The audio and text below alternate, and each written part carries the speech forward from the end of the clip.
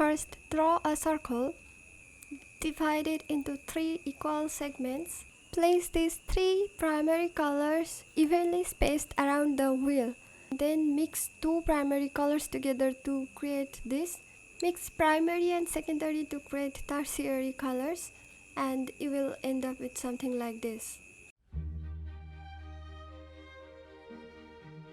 Pick one of your favorite films.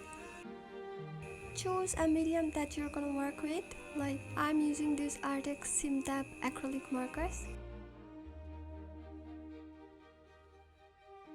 Once we are ready, we can go to the next step. I'm picking red, blue and yellow for this one. These are the basic primary colors. But these 3 colors are also called triadic colors. I picked this movie, The Shining by Stanley Kubrick. It was made in 1980 and this is a horror film. His uses of bright primary colors and flat lighting was very intriguing. We can see how he uses red, blue and a little bit of yellow in the background. Triadic color schemes are known for being vibrant and dynamic. The colors are distinct from each other, creating strong visual contrast while still maintaining harmony. These often create an energetic, playful feel, a bit cartoonish, but this is supposed to be a horror film, so it's creating a clash, which is making us feel a bit creepy about this scene.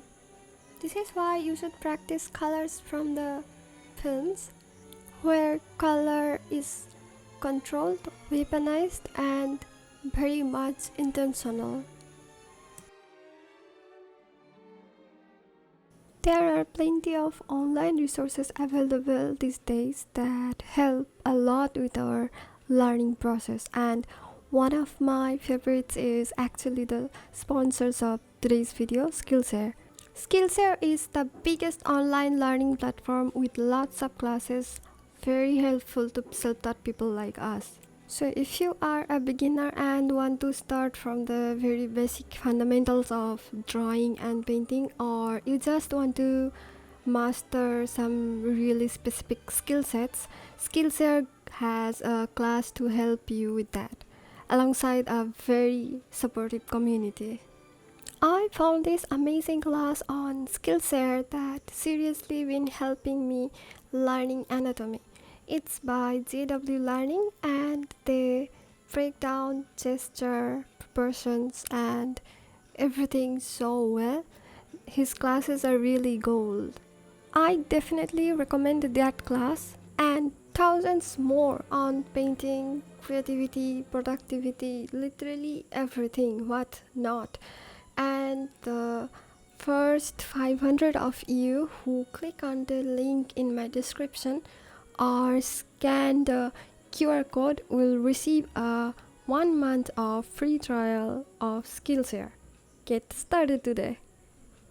Let's get back to painting, and as you can see, I'm adding more yellow ochre to the cabinets over the background and on the pots.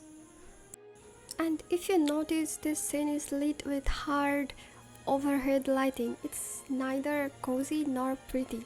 It's looking a bit cold, unemotional and almost like a documentary. The lighting is very flat and I wanted to keep it that way. Although I changed the background wall with a little bit of yellow, even though the reference was just warm white. If you're painting from a color palette, ask yourself, what is this making you feel? Like, is this welcoming or unnerving? Usually in triadic color schemes, you can choose a dominant color, like select one color to be the primary focus of your painting or design, and use the other two as accents. The remaining two colors should support the dominant color, often used in smaller proportions or with slightly reduced saturation to maintain balance and prevent the painting or the design from becoming too busy. But here I kept the saturation bold, the red, the blue, and yellow all together. They just coexist creepily. I wanted it to clash a little bit.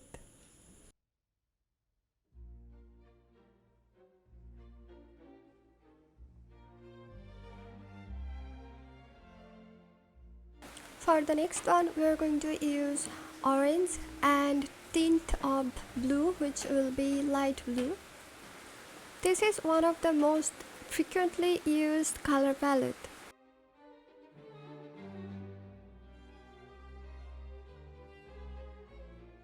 I'll start with the neutrals first. Neutral colors are foundational group of colors that are characterized by their lack of strong hue, allowing them to easily blend with and support other more vibrant colors, which are here blue and orange. As we can see, the girl here has a light blue top with a red orange hair, and those colors are totally relying on the neutrals. Also, studying colors doesn't necessarily mean that you should just paint, just copy the entire thing from the reference. You can also experiment as you wish. If you are learning color theory through a wheel like red, yellow, green, all the technical stuff, the science behind it, all theoretical, but I feel like that's not enough. Film teaches you applied color theory. In film, a color is moving, it changes, it develops. Also, movies are already color graded for you, so you can observe the emotional logic behind it. Is it desaturated? Is it bold? Is it warm? Is it cool? And what it means.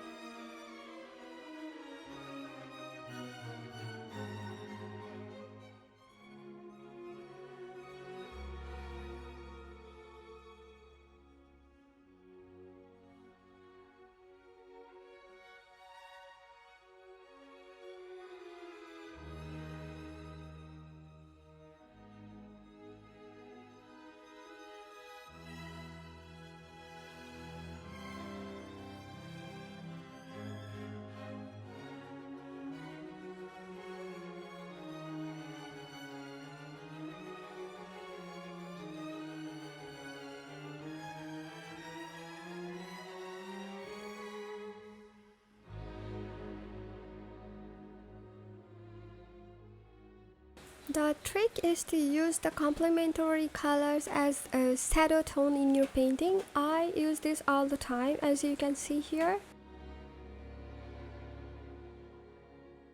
But the high contrast between these two can be too aggressive if not handled carefully. Using two highly saturated complementary colors in equal amounts can be jarring and visually fatiguing a bit. So you can use one color dominantly and the other as an accent. Like if you want a calm, sophisticated feel to your painting, a complementary color scheme in its pure form might be a bit too much.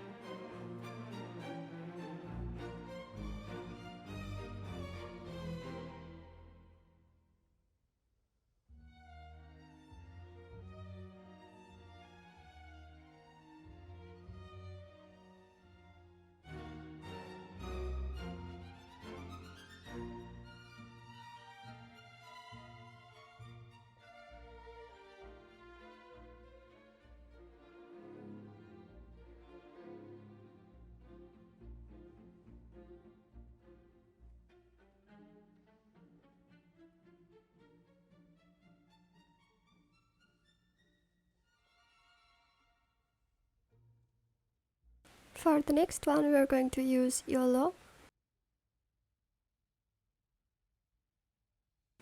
orange and orange.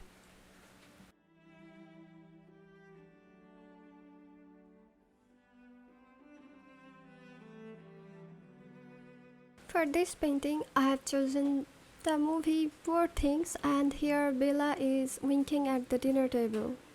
These are found side by side on the color wheel. Typically, an analogous color scheme involves 3 to 5 adjacent colors.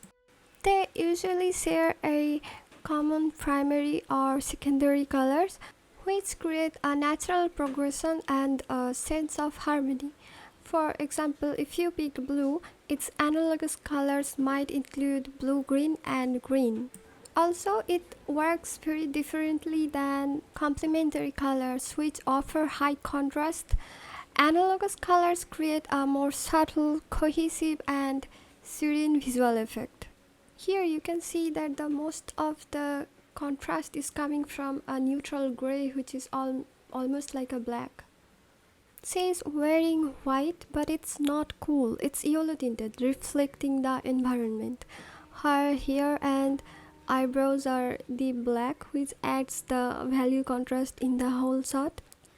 There is no cool blue or purple in the frame, just light to dark temperature contrast. This overwhelming warmth creates a sense of luxury, absurdity, and disconnection from reality. For the next one, we are going to use brown as a base hue, light brown as the tint, and ivory white or a warm white.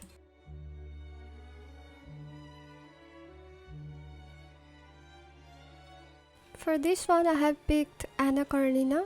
It's a really beautiful movie, and here Anna sits uptight, pale, composed. She's wearing a dark brown gown, layered pearls, and muted red lips. The background is shadowy, muted, and filled with quiet figures with a little bit yellow accent.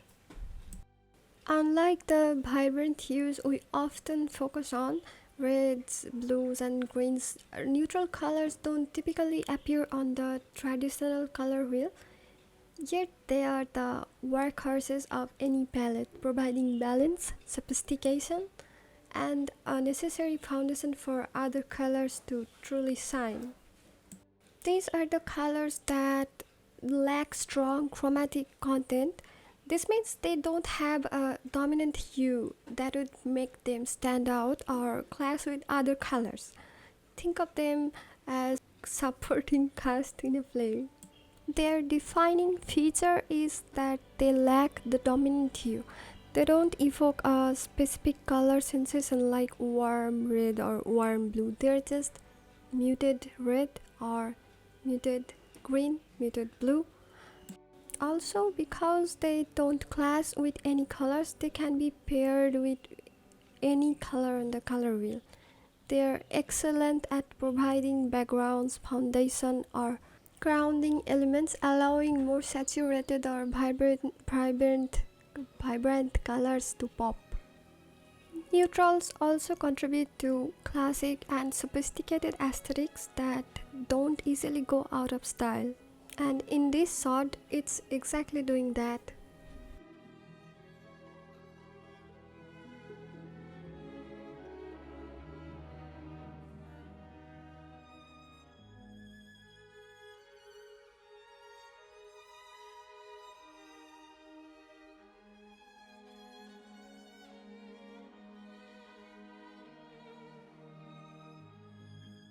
So these are just 4 types of color palettes. Color theory has a lot more. Let me know if you want a part 2 for that. Till then, take care and bye bye.